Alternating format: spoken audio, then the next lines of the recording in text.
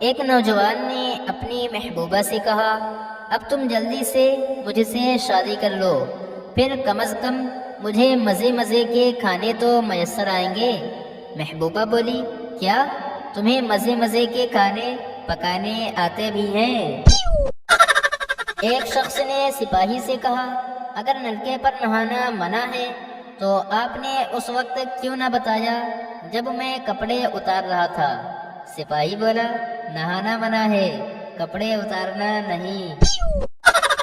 ایک چھوٹے سے دیہات کا پولیس مین جو وہاں 20 سال سے تھا، دیہاتیوں میں بڑا غیر مقبول تھا، جبکہ پولیس مین کا دعویٰ تھا کہ اپنے فرائض کی بجا آوری کرتے ہوئے وہ دیہات کے ہر باشندے کو حوالات کی سیر کرا چکا ہے۔ 20 سال بعد اس کا دوسرے دیہات میں تبادلہ کر دیا گیا۔ جب وہ چارج دینے بیٹھا تو اچانک اسے یاد آیا کہ مقامی پادری صاحب آج تک اس کی گرفت میں نہیں آئے۔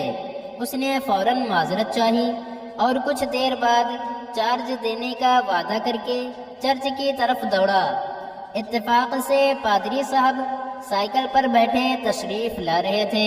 پولیس مین آڑ میں ہو گیا اور جو ہی ان کی سائیکل قریب سے گزری وہ اچھل کر اس طرح سامنے آ جا کہ سائیکل اس سے ٹکرا جائے تاکہ وہ غیر محتاط ڈرائیورنگ کے جرم میں پادری صاحب کو بھی حوالات کی سیر کرا دے، مگر خوش قسمتی سے پادری صاحب نے بر وقت بریک لگا لیے۔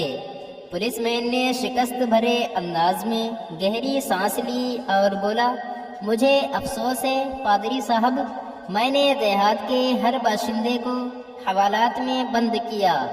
آپ واحد انسان ہیں جو ہمیشہ میرے ہاتھ سے بچ نکلے۔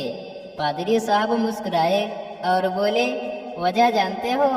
پولیس مین بولا، نہیں۔ پادری نے کہا، دراصل میرے ساتھ ہمیشہ خدا رہتا ہے۔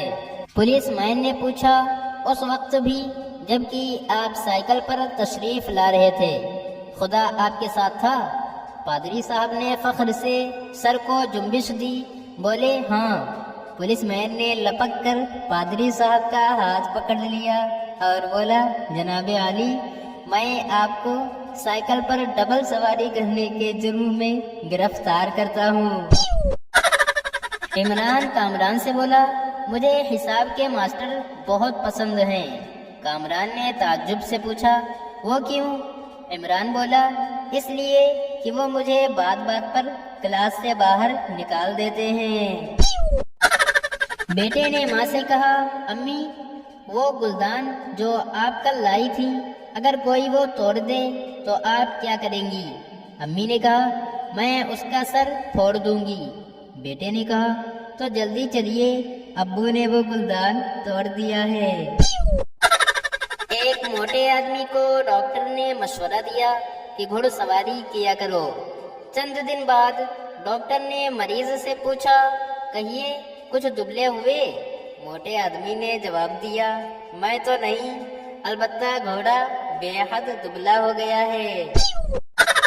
3 سپاہی جنگل میں سفر کر رہے تھے۔ راستے میں انہوں نے دیکھا کہ ایک شیر ان کی طرف آ رہا ہے۔ ایک سپاہی ڈر کے کہنے لگا، آؤ بھاگ چلیں۔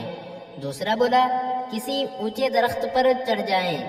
تیسرا ٹریفک کانسٹیبل تھا، بولا، ارے ایسا کرنے کی کیا ضرورت ہے، وہ اپنے بائیں ہاتھ سے گزرے گا، ہم اپنے بائیں ہاتھ سے گزریں گے۔